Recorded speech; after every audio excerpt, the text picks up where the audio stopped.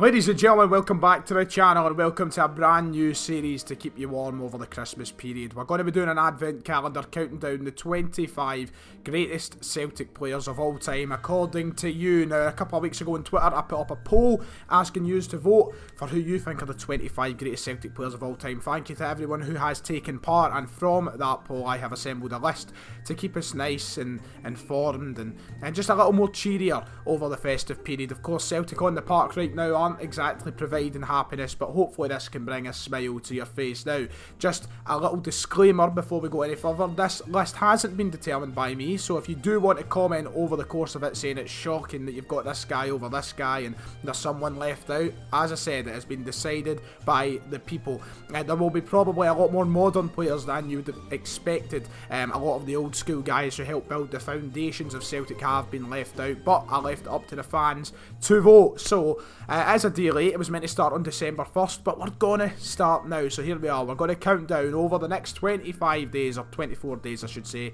the 25 best Celtic players of all time. So we must start at the start of the advent calendar at number 25. So opening the first store at number 25 then, it is Celtic legend, Lisbon Lion and European Cup winner Bobby Murdoch, one of the greatest to wear the green and white shirt. A man who has went down as a legend for everything he done on the park, someone that will never be forgotten, a man who was once described as, the Inter Milan manager said, a complete footballer. Bobby Murdoch is my complete footballer. The words of Hilario Herrera after the cup final in 1967. The man was born in Rutherglen and grew up to become one of the Celtic greats, winning numerous league titles, playing in both European Cup finals for Celtic, and ultimately becoming a cult figure in the eyes of Celtic fans.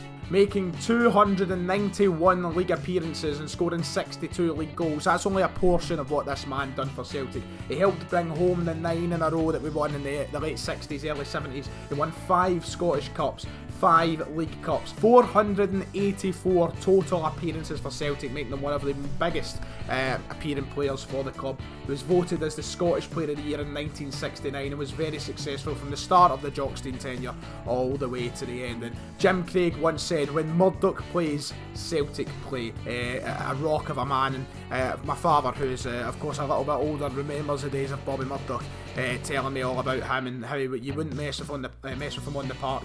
A real hero of a man. Of course, late now we did lose Bobby Murdoch, but never forgotten in the minds of Celtic fans, and quite rightfully known as one of the greatest to ever pull on the hoops. One of the men who contributed to the 9 in a row, as I said, 8 of those league titles were won with Bobby Murdoch in the side. A famous photo of Alec Ferguson that you'll see on your screen now still goes about to this day. I mean, Man United's greatest ever manager, probably the greatest manager in football history, saying he felt the wrath of the chopper, as you can see in this photo, a man who came to blows with him. But look, this guy's a hero, an absolute hero, and some will say he deserves to be higher on this list. Post-Celtic, he went to Middlesbrough to make 125 appearances before his retirement, but nonetheless, a hero of a man once more, a beloved man in the Celtic support, and quite rightfully makes his way into the 25 greatest Celtic players of all time.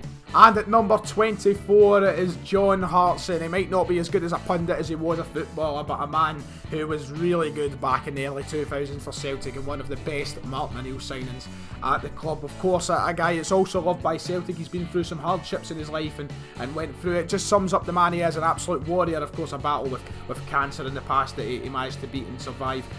He's an absolute magical player up front. You know, a big barrel of a man who could just, you know, batter the ball in the back of the net. You remember the goal against Liverpool? That is what first comes to mind when you think of John Hartson. He was there on the road to Seville. He was there under the success of the Martin O'Neill years. Someone who was brought in for quite a big fee, but it paid off, to say the least. It certainly did pay off. A UEFA Cup runner-up, 3 league titles, 2 Scottish Cups and a Scottish League Cup. John Kennedy said his time at Celtic was magical. It was very special for him, and still to this day you see how much the club means to him now. Of course, a good friend with Neil Lennon. Some people may disagree with views, but you can't take that away from what he's done for the club. He said in 2006, there's only 2 clubs on this planet I wouldn't play for, even for £1 million a week. That's Rangers and Cardiff. Of course, a big Swansea man himself, and a big Celtic man. He was a fantastic player.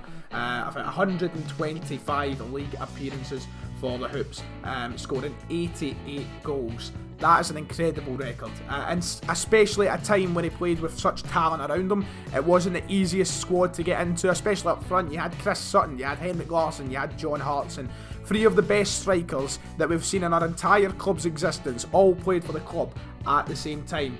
It wasn't easy to get in, and of course he was lucky enough to play for that generation that got to see the likes of Alan Thompson, Paul Lambert, Stan Petrov. At the back you had your Bobo Baldies, your Jackie McNamara's. It was a really good team that he played in, and it's one that I wish that I was old enough to remember. Of course it was the very start of my life, so I don't remember much of it, but a man I have a lot of respect for, a man that all the Celtic support have a lot of respect for. And it's players like him that you'd love to see come back to Celtic at the minute, bringing in authority to the pitch, a bit of physicality to the pitch. He was a big man, but he got the job done, and I'm very happy to say he makes a list of the top 25 Celtic players of all time. So that does it for day 1 of the Celtic Advent Calendar, the 25 greatest Celtic players of all time. We'll be back tomorrow with number 23. The videos will be a lot shorter than the average video, but they will be going up alongside my regular scheduled content, the match previews, the match reviews, everything else in between.